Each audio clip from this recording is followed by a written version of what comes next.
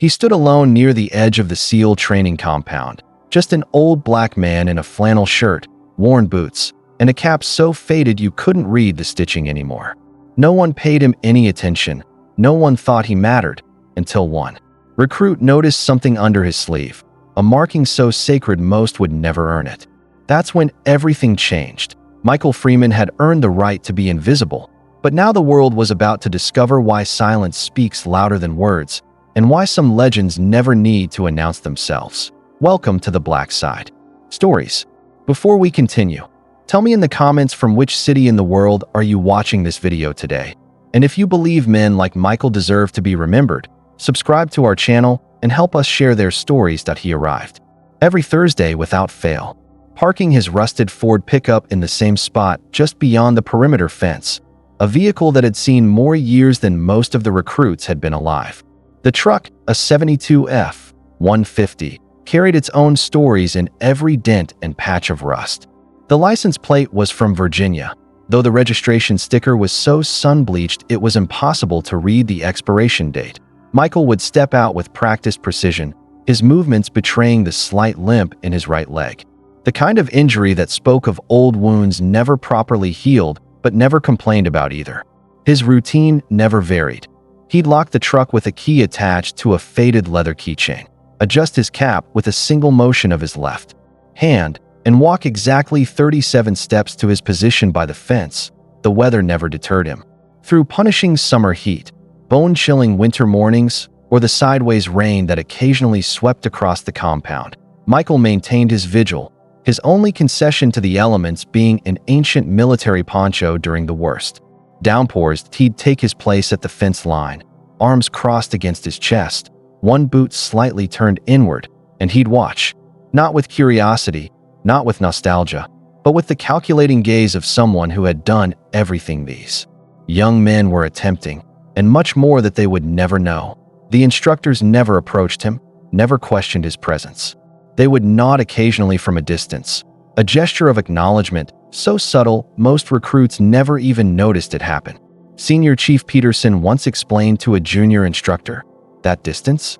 It's not about security protocols. It's about respect. The space between us and him is earned." To the young men crawling through mud, scaling walls, pushing their bodies beyond normal human limits, he was just a fixture, like the flagpole or the obstacle course, part of the landscape, seemingly unimportant. Probably some old-timer who likes to reminisce. One recruit would joke during water breaks.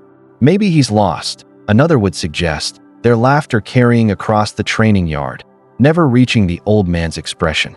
Some days a recruit would wave, testing for a reaction.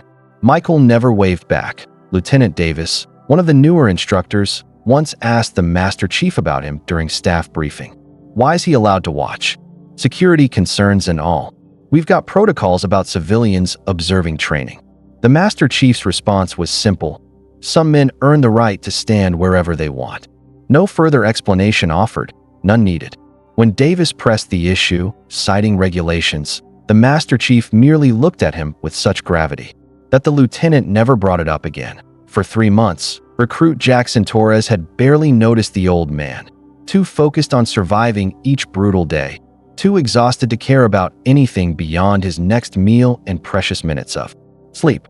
His world had narrowed to the immediate. The burning in his lungs during underwater drills, the weight of equipment during endless marches, the constant mental calculations required to avoid being that guy, the one who let the team down. But that changed on a scorching Tuesday afternoon when a particularly violent gust of wind swept across the compound, lifting dust, gear, and for just a moment, the sleeve of the old man's weathered flannel shirt. Torres was nearby, catching his breath after a grueling swim session, when he saw it. Not fully at first, just a glimpse of dark ink against brown skin, faded by decades but unmistakable in its form. The SEAL Trident, not the modern version, but the original design, the one from Vietnam-era operations, the kind awarded when missions weren't documented, when operators came home in silence, if they came home at all. Torres froze, his exhaustion forgotten, his mind racing to process what he had just seen. The tattoo wasn't merely old. It had a particular quality to it, crude by modern standards, likely done in country, possibly by hand rather than machine. The kind of marks shared among brothers who didn't know if they'd live to see another sunrise. That wasn't just any old man. That wasn't some random observer. That was history standing in flesh and blood, watching them all with eyes that had seen things no training exercise could ever replicate. Torres, you growing roots? Move your ass. Instructor Ramirez's voice snapped him back to reality, but the image remained burned in his mind as he rejoined the group. Later that evening, Torres couldn't sleep. His body ached from training, but his mind was consumed by what he'd witnessed. Something didn't add up. The old man's presence, the instructor's deference, that tattoo. It formed a puzzle with pieces missing. "You look like you've seen a ghost," whispered Rodriguez from the next bunk. "Just get through Hell Week, man. Nothing else matters." "It's not that," Torres replied, staring at the ceiling. "Did you ever notice that old guy who watches us? The fence guy? Yeah, what about him? I think he's someone important." Rodriguez chuckled softly. "Important people don't stand in the dirt watching recruits fail at push-ups. Get some sleep." But Torres couldn't let it go. While others slept, he slipped into the records room, using the terminal to search for any information about the mysterious observer. It was risky. Unauthorized access could get him removed from the program. But something drove him forward, a need to understand that transcended rules. Most files required clearance he didn't have. Most searches led to dead ends, until he found a single entry tucked away in visitor logs from years earlier. M. Freeman, authorized observer, unrestricted access. A note attached simply read, "Courtesy extended in perpetuity by order of SOCOM Command." Torres dug deeper, breaking protocol, risking disciplinary action, but driven by something he couldn't explain.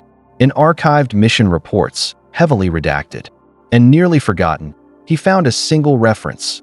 Operation Ghostwalker, 1972, primary, Freeman, M. Everything else was blacked out, every detail classified. But that name, that date, it connected to operations no one discussed, missions that officially never happened, in places Americans were never supposed to be. There was more fragments. Only medical reports mentioning severe injuries sustained during classified operations, a Purple Heart citation with details removed, and a curious memo from 1989 signed by an admiral requesting continued accommodation for Commander Freeman's observation requests. Torres closed the terminal, a weight settling in his chest. Not fear, not even awe, but profound understanding.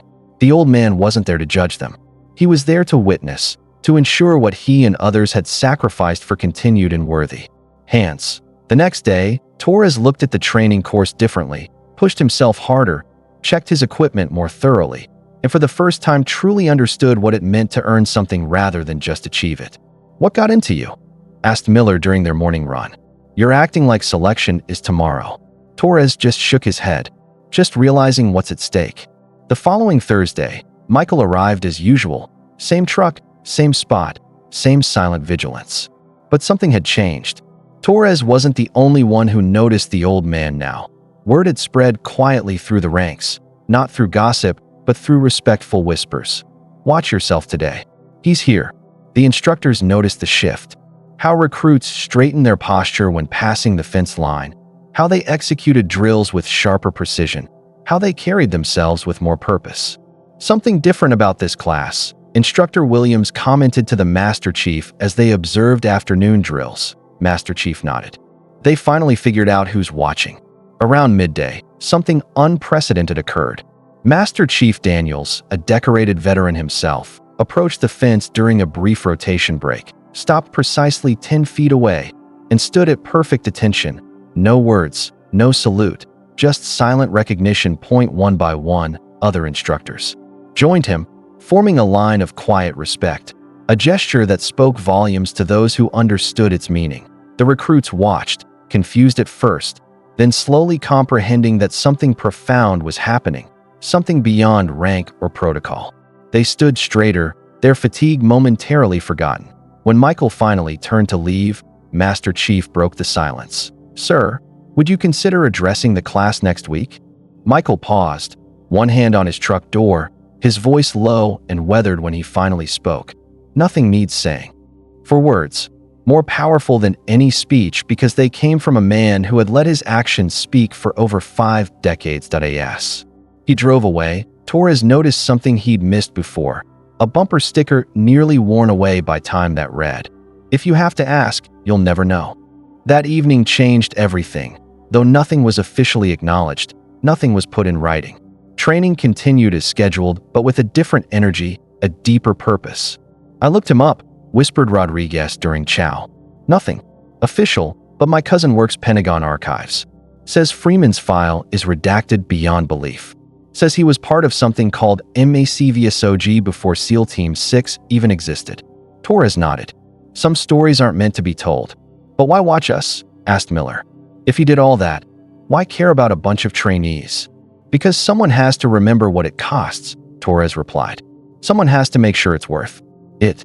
4 weeks after, Torres and 2 other recruits worked in secret during their rare free hours, crafting something from scrap brass, polishing it to a gleam, engraving it with careful precision. Late one night, they mounted it to the fence post. Where Michael always stood, a small plaque that read simply, "Reserved until he says otherwise."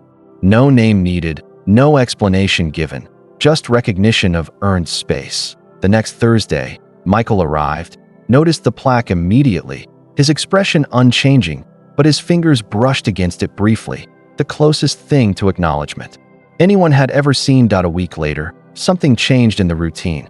Michael arrived with a small cooler, and for the first time, he stayed through lunch break. As recruits moved to their designated areas to eat, Michael opened his cooler and took out a simple sandwich wrapped in wax paper. Torres, gathering his courage, approached the fence. "Sir, would you like to come inside? The mess has better seats." Michael looked at him for a long moment, his eyes revealing nothing. "This is where I belong, son." Torres nodded, understanding. "May I join you, sir?" "Out here." For the first time, something like a smile touched the corners of Michael's mouth. Free country. They ate in silence at first, Torres on one side of the fence, Michael on the other. Finally, Torres spoke. "I saw your trident, sir. The original design." Michael took another bite of his sandwich, chewed thoughtfully. "Not much gets past you." "I looked you up," Torres admitted. "Not much in the records." "Good," Michael replied. "Should be nothing." "But sir, what you did," Michael cut him off with a raised hand. "What we did. Never alone in this business, son. Remember that. Is that why you come here? To remember them?" Michael gazed across the training yard, his eyes focusing on something beyond the physical space. "I come here to make sure." "Make sure of what, sir?" "That it continues. That what we built doesn't fall apart." He carefully rewrapped the remains of his sandwich. "Men died for the foundation of this. Died in places that don't exist on maps. For reasons they couldn't tell their families. I want to be worthy of that," Torres said quietly. Michael studied him. "Wanting is the first step. But wanting isn't enough." When the whistle blew, signaling the end of break, Torres stood reluctantly. "Thank you for talking with me, sir." "Didn't say much," Michael replied. "Said enough," Torres answered, then hesitated. "Will you be here next week?" "Until I'm not," came the cryptic reply. Weeks passed, months. The legend of the silent observer grew, not through stories or lectures, but through presence and example. Recruits would test themselves against his invisible standard. Instructors would reference him without naming him. "Think you're tired?" Imagine doing this with half the equipment, double the enemy, and no extraction plan. Some days, Michael would bring his cooler, and Torres would join him at the fence. Their conversations were sparse, built more of silences than words, but each exchange revealed another fragment. Jungle operations where maps were useless, extractions gone wrong, teammates lost to time and secrecy. Once, only once, Michael showed Torres a photograph so creased and worn the faces were barely discernible. 6 men in non-standard gear, no insignia, nothing to identify them or their location. "My team," he said simply. "I'm the only one left." Then, one Thursday, he didn't come. His spot remained empty, the following week the same, and the next, NO announcement. No explanation, just absence. Torres, now in his final phase of training, visited the fence line alone after hours, standing where Michael had stood, trying to see the course through his eyes. The compound looked different from this angle, more exposed, more revealing of weaknesses and strengths alike. He understood now what Michael had been watching for all these years: not performance, but potential; not skills, but character. When he turned to leave, he noticed something tucked behind the plaque: a worn envelope with his name written in shaky handwriting. Inside was a single coin, scratched by time and experience, bearing the original seal: Trident. And on the reverse side, 3 words hand-etched into the metal: "Still watching you." With it was a note, brief as everything about Michael had been. The coin isn't for what you've done. It's for what you'll do when no one's looking. No one ever saw Michael Freeman again. No obituary was published, no memorial service announced. He vanished as quietly as he had appeared, but his absence spoke volumes about a generation of warriors who never sought recognition, never demanded praise, never told their stories. They simply did what needed doing, then watched from the shadows to ensure their legacy continued in worthy hands. In the years that followed, Torres would rise through the ranks, would serve in places he couldn't name, would lead men into situations he could never fully explain. And on difficult days, when decisions weighed heavy and the path forward seemed unclear, he would reach for the worn coin in his pocket and remember the old man at the fence. Some heroes wear medals on their chest. Some record their exploits for history books. But the greatest among them leave nothing behind but their example and the silent challenge to be worthy of what they sacrificed. Michael Freeman never asked to be remembered, but in his silence, he taught an entire generation how to listen. And sometimes, on quiet nights in remote places, Torres could swear he felt those watchful eyes, still evaluating, still guardian of standards that never diminished with time. Instructor Torres would later establish his own tradition, taking his position at the fence line every Thursday, arms crossed, saying nothing, watching everything. When asked why by newer staff, he would simply tap the faded coin in his pocket and say, "Some debts can only be repaid forward." A new generation of recruits would wonder about the man at the fence, would create their own theories, their own mysteries, and the cycle would continue. The observed becoming the observer, the taught becoming the teacher. The legacy preserved not in records or books, but in the lived understanding that some traditions need no explanation. If this story moved something in you, something about honor, sacrifice, and the power of silent example, don't forget to subscribe for more glimpses into the lives of extraordinary people we almost missed. Because the greatest heroes are rarely those who sought the spotlight, but those who stood in the shadows, did what needed doing, and asked for nothing in return but that their sacrifice not be wasted. Like Michael Freeman, who taught us all that true strength doesn't announce itself. It simply endures. This has been the Black Side Stories. Until next time, remember, behind every great achievement is someone who stood watch, someone who believed, someone who preserved what matters when no one else was looking.